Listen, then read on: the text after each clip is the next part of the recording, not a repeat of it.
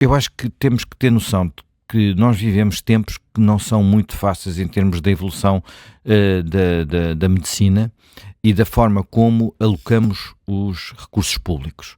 Eu tenho pessoas nas minhas relações que tiveram designadamente doenças oncológicas e que, por causa da evolução da medicina, ainda estão vivas. Claro. Têm uma esperança de vida, tinham uma esperança de vida que era um terço daquilo que já viveram, mas isso aconteceu porque tiveram acesso a medicação nova, de facto, muito revolucionária, muito inovadora e muito cara. E muito cara. E muito cara. E aliás, ouvimos aqui Miguel da Costa dizer esta coisa muito dura. Quando há um tratamento destes, alguém, se calhar, não receberá. Exatamente, porque aí tratamento. coloca-se uma outra discussão que nós não temos tido, mas que é uma discussão que de vez em quando emerge em alguns países, mas que ninguém quer ter, não é? Porque é muito difícil de ter, que é saber até que ponto devemos alocar recursos muito elevados para salvar vidas, nomeadamente de pessoas mais idosas. Não é o caso destes, neste caso estamos perante bebés, mas nomeadamente de pessoas mais idosas. E isto não se discutiu apenas, enfim, as pessoas recordar-se-ão, uma vez que o antigo presidente Ramalhianes foi à televisão no início da Covid e disse: se não houver meios e eu ficar doente, não ocupem os meios comigo, que eu já vivi o suficiente. Mas há discussões muitas vezes sobre isto, quer dizer, quanto tempo é que há tratamentos que são muito caros para manter pessoas vivas e já não falo ficarem vivas quase como vegetais, como às vezes acontece, mas ficarem vivas e percebermos até que ponto eles se justificam. Houve uma vez um início de discussão disso num programa de televisão com a Manuela Ferreira Leite, em que ela deu um exemplo e caiu o Carme Trindade. Já foi há mais de 10 anos, nunca mais se debateu. Isto é muito difícil, mas esta discussão é tida às vezes, pelo menos pelos técnicos, em alguns países, porque tudo tem um custo de oportunidade, não é? O dinheiro não é infinito. E quando nós dizemos a saúde não tem preço, esquecemos que quanto mais não seja, tem o preço de, ao tratar uns, não tratamos outros. E uma das primeiras coisas que foi feita, agora é uma situação que não tem a ver exatamente com saúde, mas tem a ver com, com o tratamento de pessoas que ficam feridas em guerras e em batalhas. Uma das primeiras coisas que foi feita, quando esse tratamento começou a ser feito, a forma talvez mais sistemática foi na Guerra da Crimeia, na primeira, no meados do século XIX. Com a Florence Nightingale? Florence Nightingale do lado inglês, mas também com médicos russos do lado russo, foi separar os doentes, os feridos, para os quais não havia esperança, daqueles para os quais havia esperança. E os para os quais não havia esperança, deixá-los morrer. Isto é terrível dizer, mas foi uma das revoluções que foi feita e com isso salvaram-se muitas vidas. Não salvaram todas as vidas, porque isso também nunca é possível. E eu estou a dizer isto sem nenhuma... Vamos lá ver, esta doença em particular, o que é esta doença? A gente fala muito dela, mas o que é que ela é? É uma doença genética, que provavelmente daqui a uns tempos nós vamos controlar, porque sendo possível fazer testes genéticos, ela é detetável, portanto ela só ocorre quando os dois pais têm a mutação que, portanto, é um gene recessivo, como costuma dizer cientificamente, portanto, só quando os dois genes estão presentes é que ela se manifesta, e a sua manifestação é os neurónios que comandam o movimento vão morrendo, e os neurónios não se regeneram, não é? Portanto, quando nós perdemos... por isso é que as pessoas ficam tetraplégicas, não é possível, quer dizer, nós conseguimos recuperar um osso, conseguimos recuperar um músculo, um cabo nervoso, digamos assim, é mais complicado, é quase impossível, portanto, não é completamente impossível já, mas é quase impossível. E estamos a falar de uma situação dessas. Os medicamentos que estão em causa são medicamentos que permitem parar ou reverter ligeiramente. Estou a falar de reverter porque quando as crianças são muito novas, às vezes é possível fazer reverter. Elas têm a capacidade de fazerem outros circuitos, irem lá para o outro lado e, portanto, recuperarem aquilo que uma pessoa com mais idade não consegue recuperar. Os dois medicamentos de que, eu não sei exatamente se o medicamento que estes bebés estavam a ser tratados no Brasil é este, mas penso que sim, que seria. São dois medicamentos, um que exige várias tomas por um período que não se sabe qual é que é, mas que pode ser longo. anos. Não estamos a falar estamos a falar de anos. E o outro é um medicamento, enfim, quase milagroso, que com uma única injeção resolve o problema. É o tal que custa 2 milhões de euros, que custava na altura. Que custava, porque entretanto também já ficou mais barato. Porque também já agora só um parênteses sobre isto, que às vezes, tem que se cortar as pernas à indústria farmacêutica. Atenção, estes medicamentos custam 2 milhões de euros, porque custaram às vezes centenas ou milhares de milhões de euros a desenvolver por empresas que são privadas e que num primeiro momento tentam rapidamente recuperar o seu investimento, sendo que daqui, e quando digo rapidamente, não pode ser muito tempo, porque ao fim de pouco tempo estes medicamentos caem do domínio público. Portanto, a empresa que tem a patente ou rentabiliza em pouco tempo ou já não tem hipóteses. Portanto, há aqui um jogo que não é apenas a gula ou a vontade de rapidamente fazer dinheiro, há aqui uma lógica.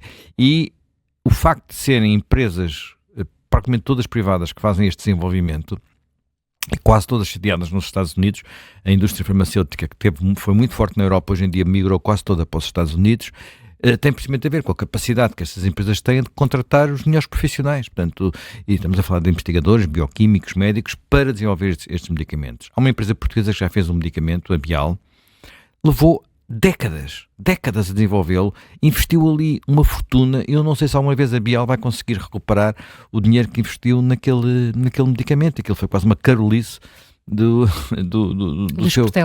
Luís Portela, não é? Portanto, enfim, espero que recupere, porque era importante, porque era bom nós termos em Portugal e na Europa mais investigação fundamental aplicada, neste caso concreto, ao desenvolvimento de medicamentos. Feito este pequeno parênteses, e voltando à questão, eu já ouvi dizer que o Infarmed, inclusive sob a opção entre um medicamento e outro, portanto, um medicamento de uma toma só e o outro medicamento, fazendo as contas, no limite, este medicamento até pode ser mais barato que o outro, que também é muito caro e que exige várias tomas. Portanto, um balanço aqui não é totalmente, 2 milhões vezes 0, não é isso. Se calhar estamos a pensar em situações em que o custo realmente é muito elevado para qualquer tratamento possível. E espero que com estudos genéticos, mas os estudos genéticos são sempre complicados. Isto não é apenas ver aquilo se o bebezinho tem, por exemplo, uma coisa que agora toda a gente faz, enfim, até é muito discutível que se deve fazer, que é fazer o teste do cromossomo 21, e se vier com uma trissomia 21, muitas vezes aborta-se o feto. Sim. Pronto. Mas isto é uma coisa que há discussão sobre se deve fazer isso ou não, mas é uma discussão moral, já é corriqueiro. Mas isso é fácil detectar se há lá ou não 3 cromossomos 21 em vez de 2. Fazer um teste de sequenciação de todo o genoma para detectar em particular esta mutação, não sei se é assim tão fácil, e portanto não sei se isto vai acontecer depressa. Dito isto, há todos estes problemas que Fernando de L. Costa nos colocou, que é como é que nós escolhemos os medicamentos, que critérios há para a sua aplicação. E isto não tem apenas a ver com serem brasileiras filhas de uma portuguesa e, portanto, serem luso-brasileiras, tem a ver com tudo, porque terá havido outros casos de outros doentes que não tiveram acesso a este medicamento, e há outra questão que não devíamos ignorar, e que é uma questão que preocupa muito os médicos, e que, inclusive, fará parte de algumas exposições que eles fizeram a propósito deste caso, que é nós termos em Portugal uma espécie de imigração com I para tratamento médico. Às vezes são coisas muito rápidas, é vir a Lisboa ter um filho. Acontece muito com mulheres dos Palopes, particularmente de Angola. Porquê? Porque Angola é uma tragédia no sistema de saúde.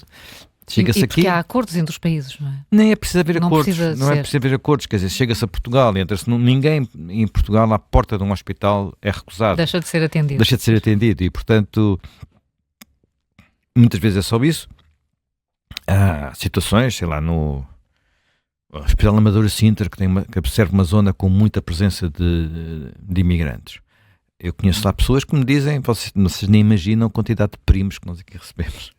Sabe-se lá se são primos, ou sobrinhos, ou estas coisas. Não se sabe, não é? Não há forma de saber.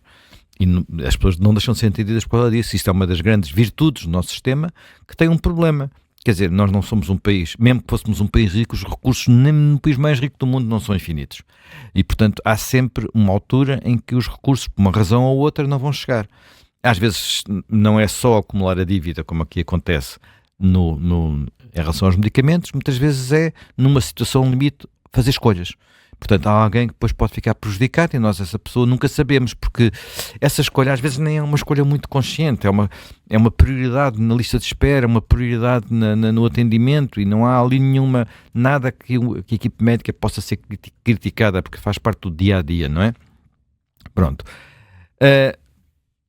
Se isto se passa do lado de termos consciência desse problema e devemos encará-lo, portanto, do outro lado há aquilo que é muito português. O Fernando Leal da Costa falava é uma saloice, eu diria que é uma portuguesice, que é, as coisas não funcionam, a gente faz um telefonema e elas passam a funcionar.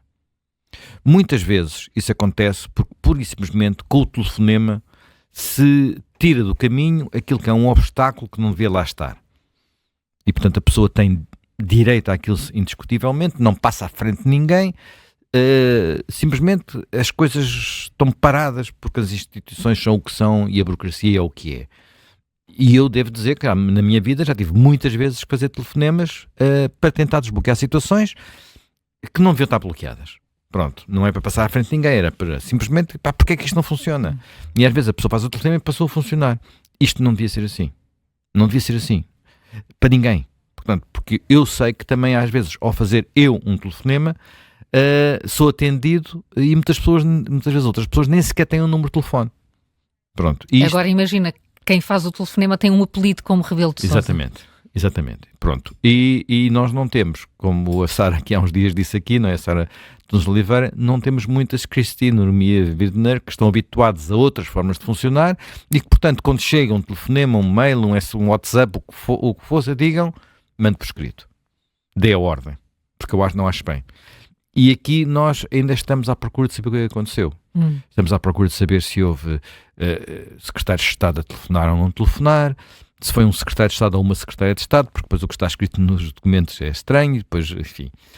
E depois temos também muitas outras coisas, não é? Temos o que é que fez o Conselho de Administração do Hospital, que já não é o que lá está, o que é que fez o diretor clínico, que já não é o que lá está, o que é que fez, quer dizer, os médicos que trataram com a vontade, saberiam, ontem um dos médicos daquele departamento diz, se nós soubéssemos que já tinha sido recusado na Estefânia, tudo seria diferente. Portanto, há aqui muita coisa que ainda tem que ser esclarecida. Eu não creio, para acabar rapidamente, eu não creio que a falha que poderá ter havido aqui do Presidente da República seja um crime e que, portanto, justifique seja um crime. No entanto, portanto, quando é um crime, estamos a falar de tráfico de influências, de abuso de poder. Não creio que seja isso, mas o sistema não devia funcionar assim. E, desse ponto de vista, subscrevo integralmente aquilo que disse Leal da Costa, não devia, primeiro, ser necessário, e sendo necessário, não devia haver o hábito de usar essa prerrogativa, sobretudo quando estamos perante uma situação em que não é óbvio que aquilo devesse ocorrer desta forma, até porque as crianças, os bebés já estavam a ser tratadas.